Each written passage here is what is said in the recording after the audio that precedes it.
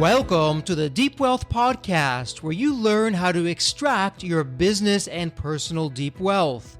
I'm your host, Jeffrey Feldberg. This podcast is brought to you by Deep Wealth and the 90-Day Deep Wealth Experience. When it comes to your business deep wealth, your exit or liquidity event is the most important financial decision of your life. But unfortunately, up to 90% of liquidity events fail. Think about all that time and your hard-earned money wasted. Of the quote-unquote successful liquidity events, most business owners leave 50% to over 100% of the deal value in the buyer's pocket and don't even know it. I should know. I said no to a seven-figure offer and yes to mastering the art and the science of a liquidity event. 2 years later, I said yes to a different buyer with a 9-figure deal. Are you thinking about an exit or liquidity event? Don't become a statistic and make the fatal mistake of believing the skills that built your business are the same ones to sell it. After all, how can you master something you've never done before? Let the 90-Day Deep Wealth Experience and the 9-step roadmap of preparation help you capture the best deal instead of any deal. At the end of this episode, take a moment and hear from business owners like you who went through the Deep Wealth Experience. Rachael Brown earned her plant-based nutrition certification and food and sustainability certification from the Colin Campbell Center for Nutrition Studies and eCornell. After being diagnosed with high cholesterol in her late 20s, she discovered the China study and started exploring the science of nutrition. After she ate WFPBNO for just 17 days, her cholesterol dropped 50 points. That was the beginning of her family's journey from the standard American diet to a whole food, plant-based, no-oil lifestyle. A licensed practitioner of massage and the pain neutralization technique, Rachael is also a certified yoga and Pilates instructor and a spiritual director. She completed the 12-day McDougall program and has led corporate mindfulness seminars. She received her BA in geography from the University of Washington and has been an adjunct professor in nutrition and wellness. Rachael belongs to the University of Washington Alumni Association, the Colin Campbell Center for Nutrition Studies Whole Communities Program, and Eat for Earth, as well as Plantstrong and McDougall communities. Rachael is happily married with 2 grown children.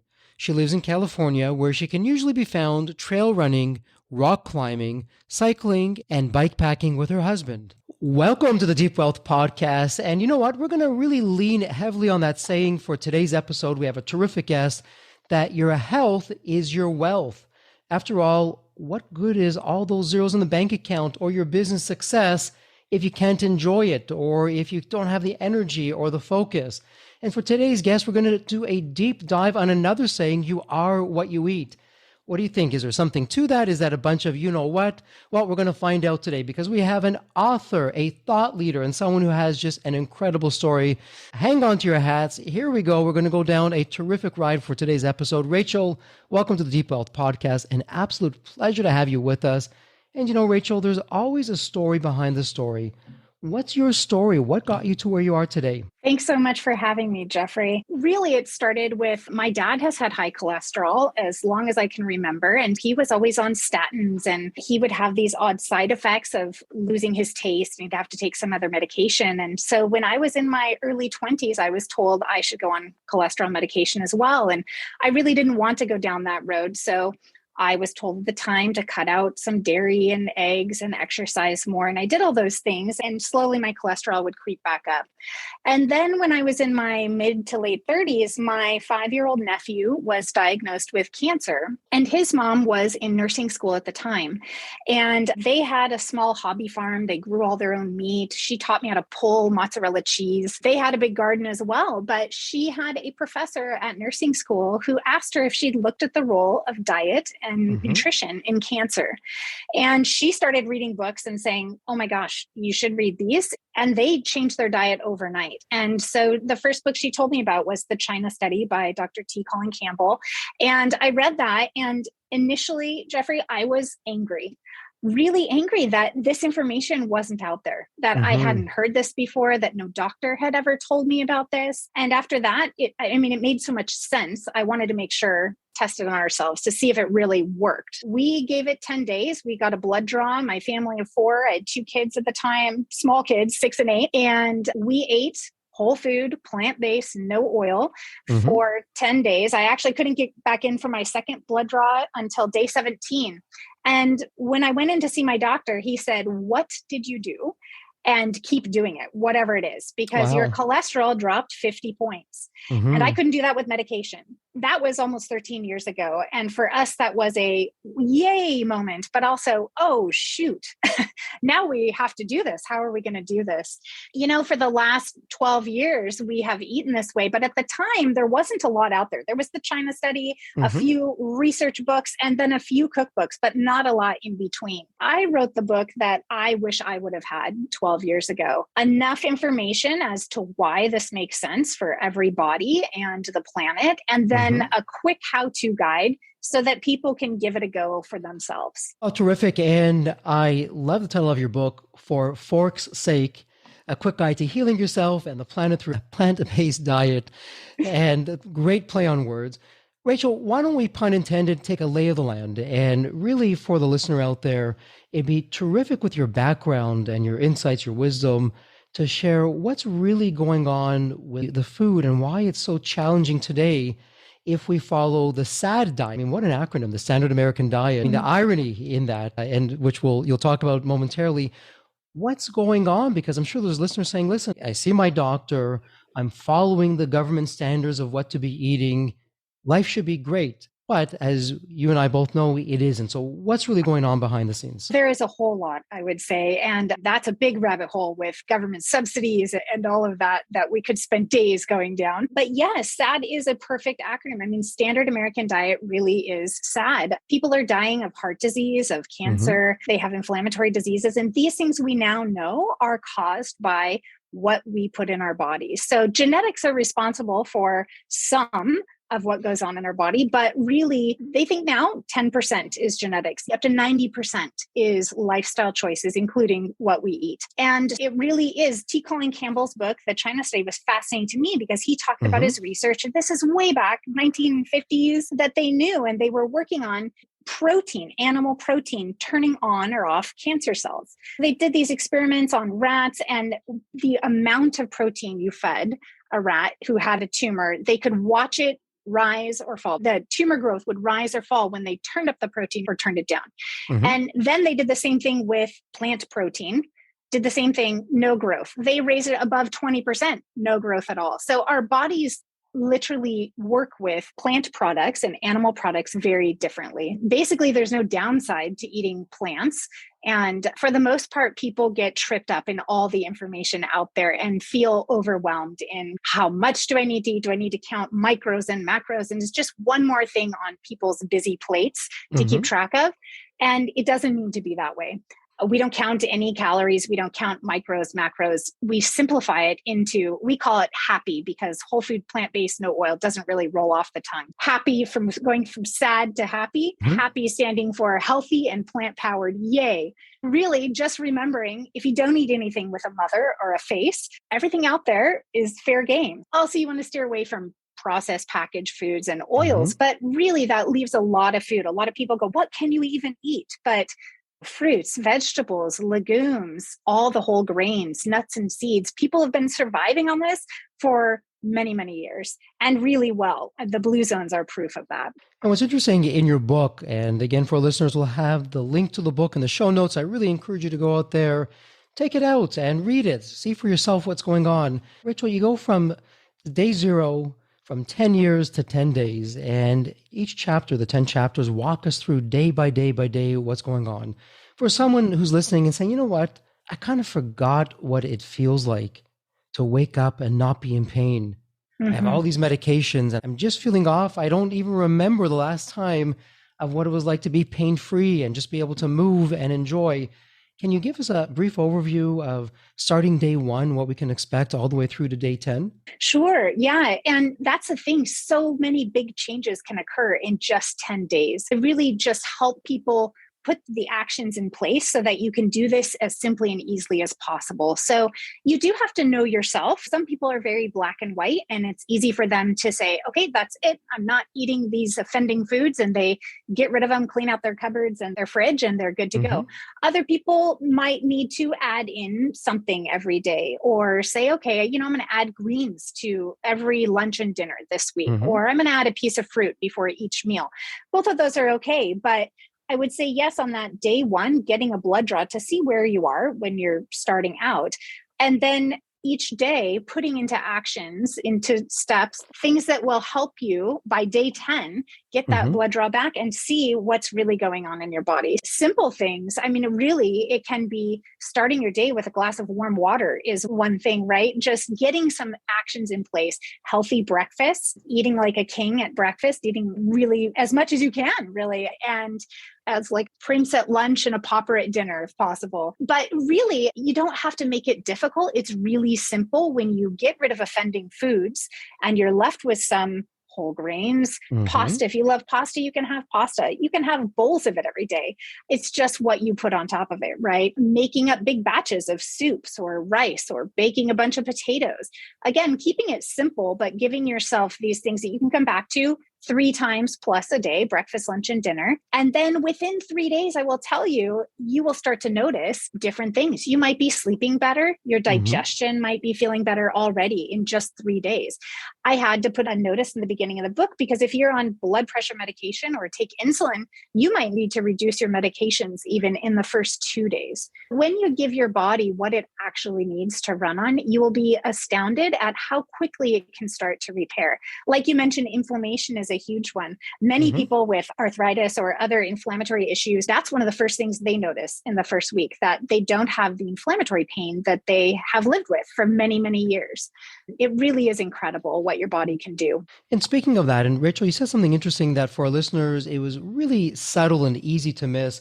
But Rachel, you're really spot on when you said, despite what we're destined to from a genetic side of things, it's our lifestyle choices, or what some people call epigenetics. It's what we choose to do, the actions we take, what we eat, as an example. That's really the predictor of our future health. And some listeners may be surprised to say, well, what do you mean? I've had in my family, there's been heart disease, and my parents, have suffered from that. My aunts, my uncles, that's probably the fate that's going to be waiting for me down the road. Why would that be not the case when we can make the right kind of, in this case, lifestyle choices of what we're eating or what we're not eating? Yeah, that was part of my discovery because, like I said, my father had high cholesterol. My grandfather had Alzheimer's and passed away from pancreatic cancer. My uncle also passed away from pancreatic cancer. When I was reading and learning about high cholesterol being connected to dementia and Alzheimer's, we actually got an APOE genetic test done, which everybody has one of 6 APOE genes. And we found out we carry one of the 4 alleles. So that's not the most predetermined to get Alzheimer's. There's one, if you had 4-4, those are people who get Alzheimer's in their 30s, but we are 3-4. I found out I carry that gene. My father carries that gene. And my son has that gene. We know our bodies, first of all, overproduce cholesterol and then break down cholesterol different than 5 other types of bodies. But knowing that, we can work within that. And knowing what raises cholesterol, we can cut out excess dietary cholesterol, which is saturated fat animal products, and give our bodies everything they need to do what they need to do. My cholesterol dropped 50 points. I don't have to worry about that plaque buildup. We did carotid artery tests to check this. And over 10 years, we watched our veins literally erode plaque. We watched disease reversal happen. And for us, in less than 10 years, both my son and I's carotid arteries were clear. And I now have veins that are like 10 years younger than my age rather than 10 years older when I started out. And back to your first question, the SAD diet. When I did my first carotid artery test, they said, well, you have a C+ for a US test. And I said, what does that even mean? They said, compared to the world, C+ is okay for an American. And I was like, I don't want an American, but our veins are so clogged that we have a different standing than the rest of the world. Yeah. It's crazy. And, for our listeners, when you visit your doctor or you follow the guidelines, what you have to keep in mind when they say, oh, you're right in the guidelines, you're normal. Oftentimes, those guidelines are the bare minimum to keep alive, not to be vibrant, not to be healthy or anything else like that. So you don't want to be quote unquote normal because, Rachel, if we're honest about it, unfortunately, sadly, most people, particularly in the US, we're not the healthiest. We are lagging behind in that one area. Now, I wanted to ask you something. In your book, you talk about WFPBNO, whole foods, plant-based, no oil. And so for our listeners who are listening into that, they're saying, okay, whole foods, yeah, I get that. And Rachel, you and I will talk about that. Plant-based, okay, understood that. No oil. Why no oil? What's going on with that? So what would you say to our listeners who are saying, why is there no oil in this approach? This can be a tricky one. And my mom will still argue with me over this because she loves her olive oil and says, oh, but the Mediterranean diet, which right. Yes, the Mediterranean diet has wonderful things, but it's in spite of the oil and fish, not because of. So yeah, probably the things that I say that are most easy to think about is for the same reason we don't pour oil down our drains, right? We don't do that because it clogs our drains. The same thing happens in our bodies, essentially, is what's going on. And also, oil is 100% fat. So most of us aren't looking to add 100% fat to our diet. If you love olives, then have olives. Those olives have everything. A total olive has fiber, a whole bunch of nutrients in it that your body breaks down and uses really efficiently. But when you take those olives and press just the fat out of them, your body doesn't use it in the same way. To put it in perspective, Christopher Carnrick, a chef, he used to teach in Spain and taught in olive groves and all that.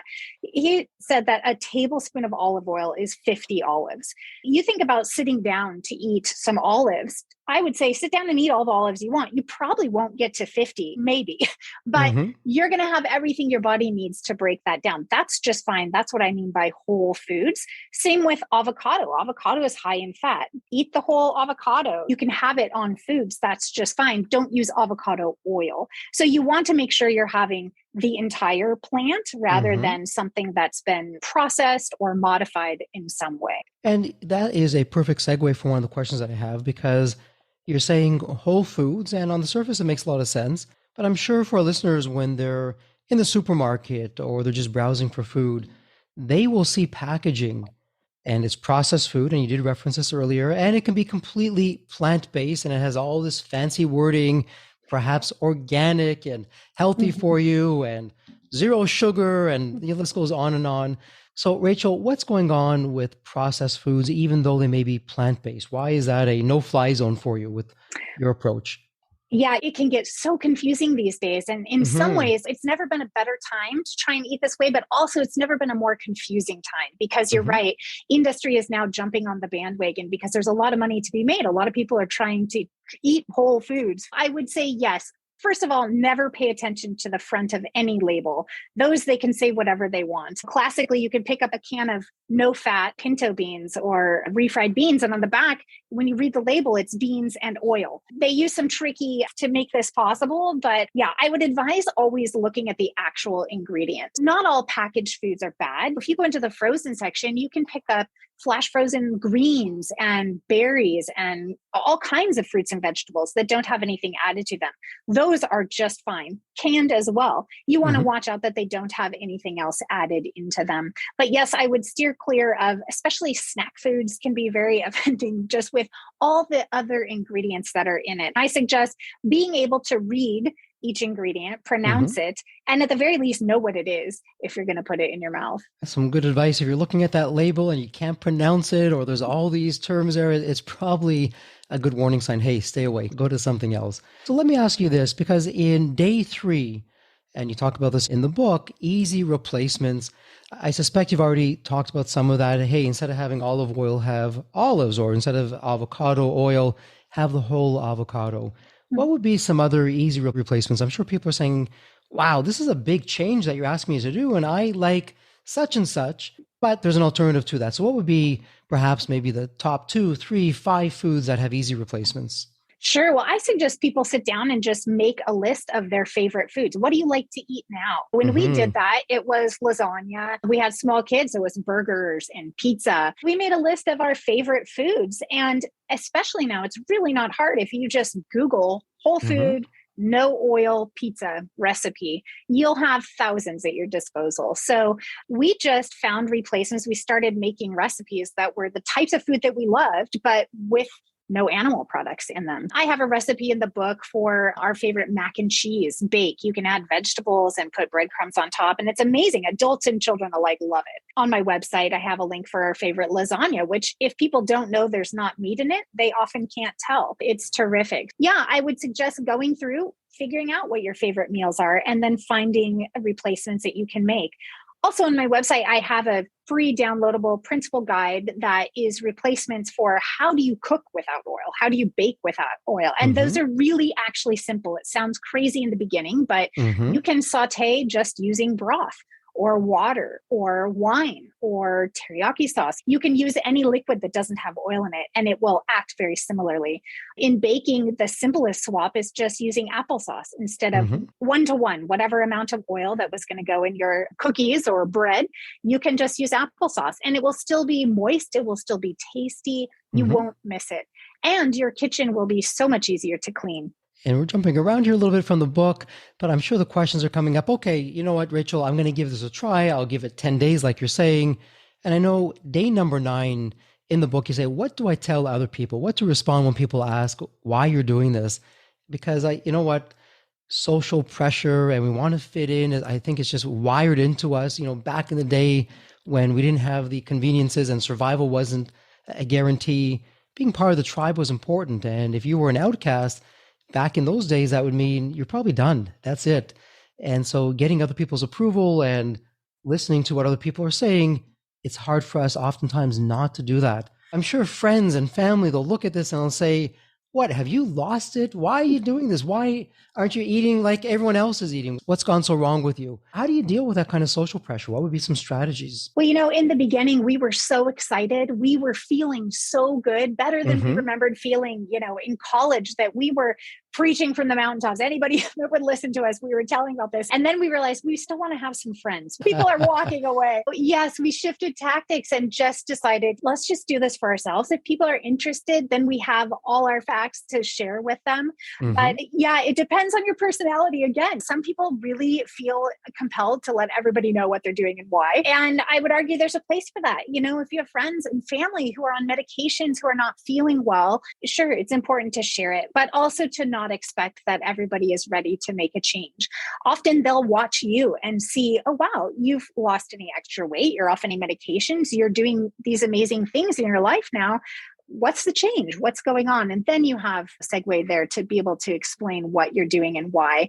I also think just sharing amazing food with people. A lot of people haven't tried whole food, plant-based food, or they have some idea of what vegan food would be. And if they come over for dinner and they have an amazing lasagna, you know, and at the end you say, well, yeah, that was, you know, plant-based, or you have a recipe to give them, then that can be a great tactic as well. But yes, you're right. Number one reason that people give up this way of eating is a lack of support, feeling in it alone. It is important to find your tribe.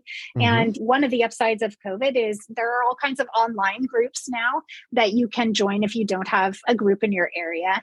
But yeah, even grabbing the book and 1 or 2 friends and reading it and deciding, you know, hey, let's share some meals back and forth can be a fun way to give it a go. But yes, you do want to find some support network.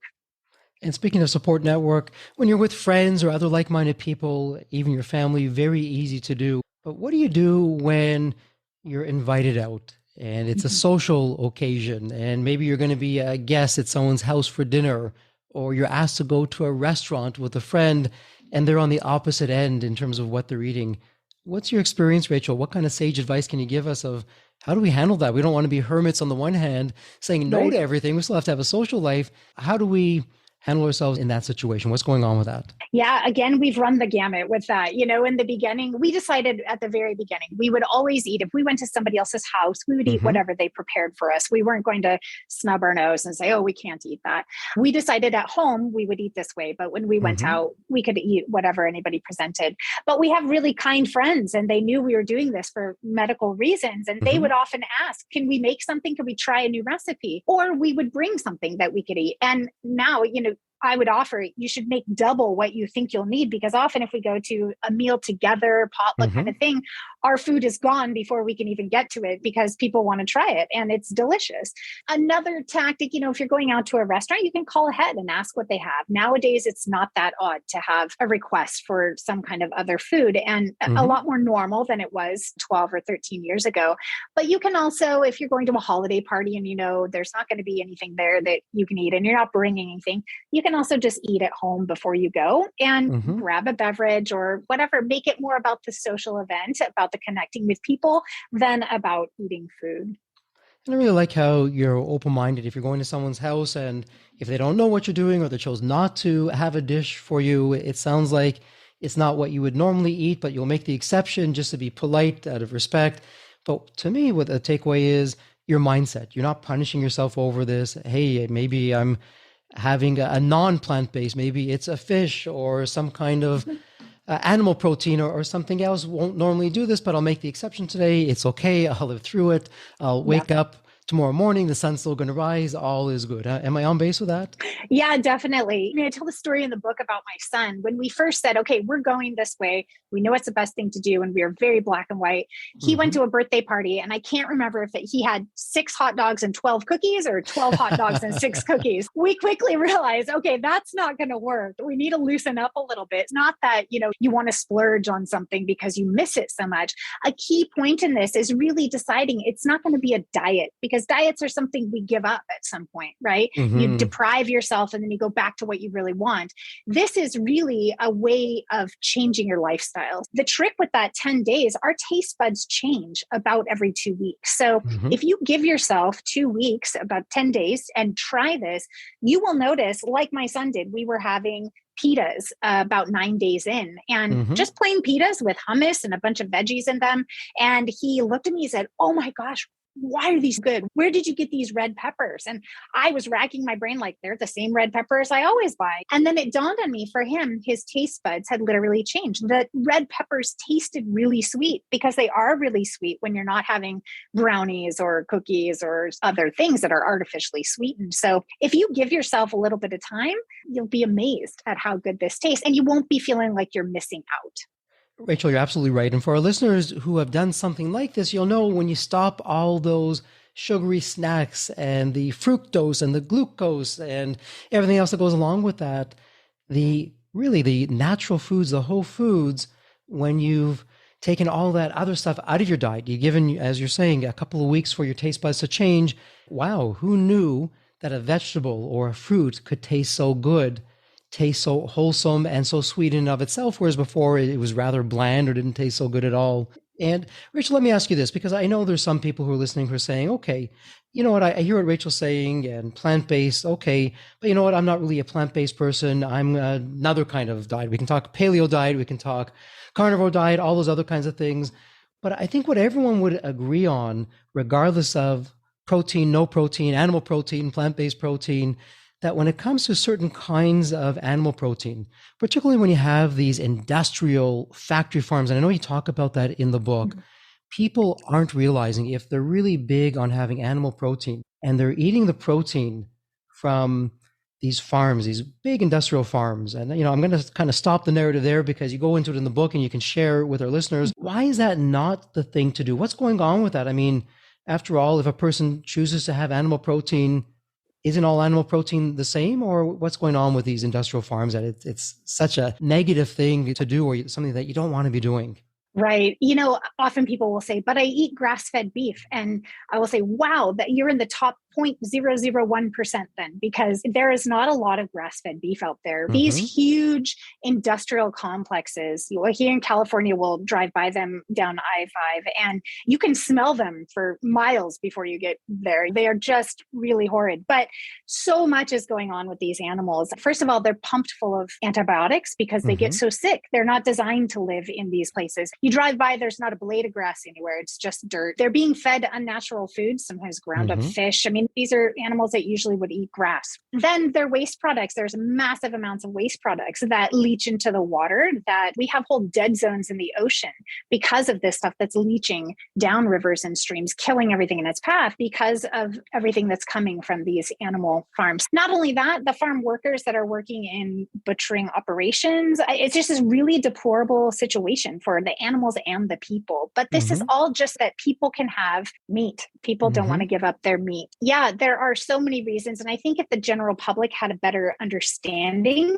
of where their meat came from and that most people wouldn't be eating meat. But most people don't want to take a look at that. I would urge people to just Google livestock operations, what chicken farming looks like. Chickens are bred so in such a way that they can't stand up often because their breasts are so large. It's just really deplorable practices that are where we get our food, and we don't give it a second thought. And it's really a negative picture, and we don't want to bring the listener down, although you need to hear this. And I want to circle back to something that you said, and it goes back to the no oils. And in particular, I want to focus on seed oil specifically, canola oil as an example, soybean oil, because the science is now starting to come out. And I believe years from now, we're going to look back at these times right now. You can't step into a restaurant where it's not some kind of canola oil, that the canola oil and all these seed-based oils, that is like the cigarette smoking of an earlier era gone by, of how harmful it is. So for the listeners who maybe don't understand this, well, I see these advertisements and I see these oils look great, and hey, it comes from a plant and it's so healthy for me. Why wouldn't I want to be taking that? What's going on specifically with the plant-based, seed-based oils, of why those are toxic and why we shouldn't be having that? What's your take on that, Rachel? Yeah, I would say body-wise, they're very highly oxidizing in our body. So oxidation, we know, leads to inflammation. That's just, again, we're pouring something we don't need into our bodies, which our body is having an inflammatory response because it can't deal with this. It's not really good for it. It's trying to get rid of the effects of it. Yes, I just learned 2 weeks ago at a Colin Campbell conference that canola oil was initially used on machinery to keep it from gunking up. So you think about, we're cooking and eating an oil product that was designed to and initially used to keep metal from rubbing on itself. So, I think you're right. I think that we will look back at this time and shake our heads at what we are allowing ourselves to eat. I spoke with a woman not long ago, and her grandmother lived to be 106 or 108. And this woman had been plant-based for 30 years, but she was talking with her grandmother and said, how were oils when you were growing up? What oils did you cook with? And her grandmother paused for a minute and said, there were no oils in the grocery stores when I was growing up. It wasn't until rather recently. And so you think about, on a human scale, it's been a very short period of time that we've been dousing our food in oil. Certainly people had lard from animals that they grew. If they had a family cow that they were, butchered every year, there was that, but not this abundance of highly inflammatory food that they were adding to all their meals. And this could be a whole other episode in of itself, Rachel. For the listeners, though, it's important to understand, look who's behind these oils. It's big business. And even to your point, Rachel, the restaurants that we go out to, even some of the best restaurants in the world, oftentimes, despite what the menu price may be, as high as it may be, it's all about profits and how can I find the least expensive ingredients just to make that profit, to get that out there. And unfortunately, at this point in time, the least expensive ingredients aren't always best for our health. Thoughts about that?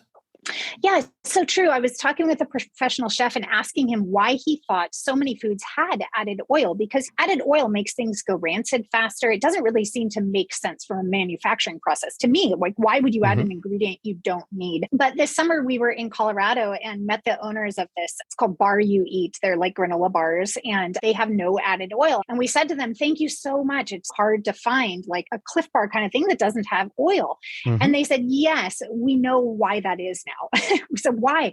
They said, in the manufacturing process, everything gets gunked up without having that added oil. It's much harder to clean all the equipment afterwards without the oil. Then when I learned about the canola oil cleaning machine, I was like, oh, this is really making sense. It's not about our health at all. It's about the manufacturing process. Yes, you're right. I think if in general we stop to pause and go, why am I being sold this? Is this really good for me, or who is this good for? It would influence what we are deciding to spend our money on. And so we've painted a bit of a negative picture, but it is what it is. Hey, we didn't make it up. We're just passing along the message. Let's circle back to how we started the conversation, Rachel. You have 10 days, which is really what you're asking people to do. Give this system 10 days. Give this way of life. It's not even a diet. It's a way of life. Give it 10 days to see the results that you're going to get. And you touched upon it briefly, but for the listeners, maybe you can go into a little bit more detail of how you began to feel, the difference that it's making, not just for you, but for your family, and what listeners can expect when they can pick up the book, do this 10 days, carry it on beyond the 10 days, make it a way of life. What's in store for them? Oh man, so many good things lie ahead. Like I said, initially you'll probably notice digestion changing. Many people don't have migraines or headaches if that's something they've struggled with. Your skin will clear up. Any excess weight will fade away. Even though you might be eating by volume way more food than you have ever eaten, the calorie density, which I talk about in the book, makes it feel like you're eating so much, and you are, but you're eating a lot of nutrients, which your body is using to repair and really reverse disease in your body. As soon as 10 days, your cholesterol might have dropped, your blood sugar might have regulated, your blood pressure has maybe come back to where it needs to be. You will notice that you have much more energy. People will comment, wow, what are you doing? You look different. It's really been astounding. And these results come in a very short period of time. That's why I want everybody to give it 10 days. And then at the end of those 10 days, you can reevaluate, see how you're feeling. And do you want to give it another 15 days and see how it goes in short chunks of time just to see how you're feeling? But many people who I work with will come and say, I'm not going to do this forever, but I would like to lose some weight or would like my blood pressure to go down. But then 30 days in, they like, I feel better than I ever have. I've dropped the 20 pounds that I was carrying. Why would I go back? And all the arguments that people give, well, it'll be too expensive or it's too hard. They realize those things really aren't true. You're going to be saving money on the food that you buy, and it's going to be easier than you ever thought, easier than what you're doing now. Your life will take a different shape for the better. And Rachel, in the news lately, there's been more and more talk about sleep, or in this case, lack of sleep. And the studies and the science and everything else is showing how sleep really has been underrated in terms of how important it is for our overall health. And I'm just wondering, and maybe it's only a data point of one for yourself, but maybe you've seen it in your practice with other people that you're speaking to, some of your clients, your family. How does sleep play into this when you're going on this plant-based diet and you're now removing a lot of those other kinds of not so great foods? What do you find with your sleep? What's going on with that? Yeah, your body really just starts to regulate itself and you start giving your body what it needs. You may also find, I'm not against caffeine. I love my morning coffee. I don't add cream or anything. I add plant-based milk to it. But looking at what you're eating, you might look more carefully and go, oh, I don't eat coffee in the afternoon. That's going to disrupt my sleep habits. Or maybe you cut out alcohol for a time period. That also can disrupt sleep habits. But as you're feeling better from what you're eating, it just starts to morph into other areas of your life. And yes, sleep is one of those. Coming up with some healthy sleep habits, allowing yourself the time you need to rest and repair. Your sleep will be deeper and better sleep. It'll feel that way because your body really is doing a lot of work and your body needs that rest to do work. And you're right. Many of us are sleep deprived, think we can survive on 5 hours of sleep. But yes, research is showing that, that's not optimal. And we should be doing things differently. So putting screens away in the evening, having a kind of wind down routine, keeping a cool room that's dark, all these things will help facilitate that. But just by changing what you're eating, you will notice benefits in your sleep. Hey, Rachel, I would imagine, and you can tell me if I'm on base with this, because with your approach, you're taking out really those processed foods and foods that the body needs to digest for a very long time. I would imagine that with your approach, having the body digest the foods becomes a whole lot easier. So your digestion is on track, time for bed. You're not digesting now. The body can really catch up on that sleep, do whatever repair and maintenance that it needs. A food-based approach of different kinds of foods like what we're talking about today can also aid in sleep. Would I be on base with that? Yeah, definitely. And we know that actually, even if you eat the same food in the morning and eat that same food at night, your body uses that food differently. By loading up in the earlier part of the day, your body is going to burn those calories actually differently than it would at the end of the day. So yes, there is growing science on showing how our body use food to rest and repair and all of that. But giving your body the space and time it needs to do all that definitely is helpful. And Rachel, before we start wrapping up the episode, I want to ask you, for our listeners out there, any topics that we haven't covered, any questions that I should have asked that I didn't ask, anything that you'd like to share with our listeners of what they should know about the 10 days and this whole approach to eating? Yeah, I would say, a lot of people come to me and say, I'd like to do this, but I don't know if this is going to be okay for my child or my aging parent. And I would say that, yes, everybody who eats this way will get everything they need. There's very little you need to supplement. In fact, the only thing you need to supplement if you go whole food, plant-based, no oil is vitamin B12.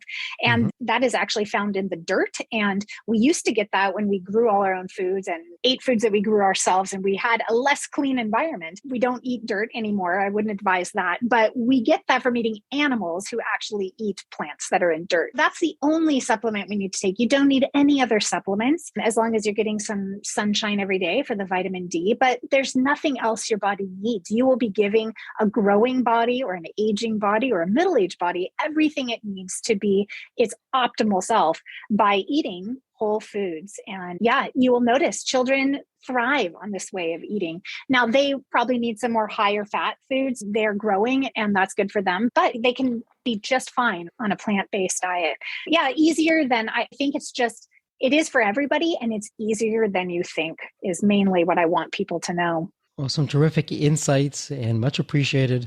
And again, for listeners, in the show notes, we're going to have links where you can come to Rachel's website and pick up the book and the resources. And I know, Rachel, you'd mentioned earlier, the website has all kinds of recipes and information to help someone along in their journey. Rachel, it's time now for our thought experiment. And I know offline you shared you had a chance to listen to a few episodes. So you've done your homework, you're prepared, and we'll look forward to that. For the benefit of our listeners, here's the thought experiment. Think of the movie Back to the Future. And in the movie, you have that magical DeLorean car that can take you back to any point in time. So Rachel, is now tomorrow morning. You look outside your window, and not only is the DeLorean car there, but the door is open and it's waiting for you to hop on in so you can jump to any points in your life, in your time. Rachel, maybe it's you as a young child or a teenager, whatever the point in time would be. Rachel, what are you telling your younger self in terms of life lessons or wisdom or, hey, Rachel, do this, but don't do that? What would that sound like? Yeah, I'd be excited because I love those movies. But if the DeLorean was outside my door, yeah, mainly I wrote this book for myself 12 years ago. This is the book I wish I would have had. So, but if I could, I would go back in utero and have my parents. And I wish that every person could have this information and make decisions accordingly. If I could, I would just make this widely known that it's easier than you think. It's less expensive than you think. You're only going to help yourself. And it truly is wealth in every sense of the word, because it gives you everything you need to do what you need. Yeah, I would say do some research. And really, that's the first chapter of the book. But I wish I had that chapter, and I wish I could share that chapter with the whole world. Well, some terrific advice. And, you bring up a great point for those listeners that are saying, well, sounds good, but food is expensive, and I don't know if I can do this. The question for the listeners, and to your point, Rachel, hey, not being healthy, having to not be in the business or not having that performance or being all these medications or heaven forbid hospitalized, what does that cost? That would be, a rounding error of the cost of the food relative to not being healthy. So you're right on point of doing whatever we can to be healthy. And even if it costs a little bit more than it would otherwise, big picture wise, we're actually saving money, saving our health, and living a more enjoyable life. So couldn't agree more. And thank you for that sage advice. Yeah, definitely. I have people who've written in that they're off $400 a month medications from doing this. And you're right. You're either going to pay for it now or later. You don't want to retire and have open heart surgery and followed by another surgery and a stent put in. That's just no way to live either. You have power over that. And I would say exercise that power. And in the meantime, feel great doing it and save money doing it. Absolutely. And for listeners, we'll put all this in the show notes. Rachel, for someone who wants to reach out to you or get in touch with you, where's the best place online that they can do this? Yeah, my website is www.forforksakebook.com. And you can order the book there, get tips and recipes. You can also order the book anywhere you order books, Amazon, Barnes & Noble. There's an Audible version. I also do consulting for people who are starting out. They read the book and they go, I need a little help, or I need a little support, or I'm stuck in this area. You can sign up for consulting on my website as well. And I am on Instagram for Forksake Book, as well as Facebook is for Forksake Book too. So again, for listeners, we'll have all that there. And Rachel, on the consulting point for our listeners, you know what? you take your taxes to your accountant, or hopefully you take your taxes to your accountant. When it comes to your health, why not get the benefit of someone like Rachael, who's done this day in, day out, all the time, can save some speed bumps along the way, answer those questions, give you some peace of mind.